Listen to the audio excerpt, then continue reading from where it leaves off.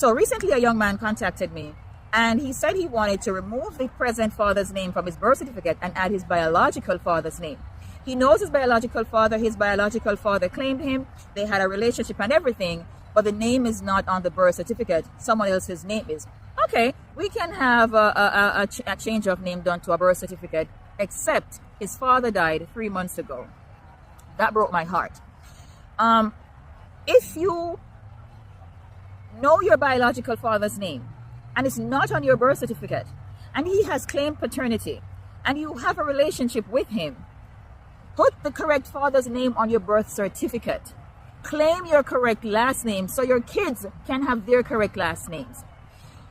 If you have a child who does not have the correct father's name on their birth certificate and you know the other person, the biological father, has claimed the child, has a relationship with the child, take the other name off, fix the birth certificate. If that other father wanted to file for the child, well, not the other father, the biological father, wanted to file for his child or apply for a passport for the child, he can't. He has no claim. There's no documentary proof that he is the father.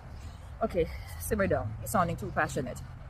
There is no documentary proof that he is the biological father. He can't file, he can't register in school, he can't do anything. He can apply for a passport for her or him. Regularize your documents. You can't pass down a legacy without the correct name. If you have the wrong father's name on your birth certificate, it means your kids also have the wrong name. They don't have the name of their bloodline. They don't have the name of their correct lineage. And again, this is only when a biological father is present, has claimed paternity, you have a relationship. No legacy can be passed down if the names don't match. And in the cases where there's no father's name, that is even easier. You can do an addition of father's particulars. This person whose father is now deceased, they will require a court document. They'll have to get DNA perhaps from a sibling, a biological child of the deceased father, and get a court order to have the registrar put the correct father's name. The person wants to get a passport now, but they don't want to get another passport in the wrong last name.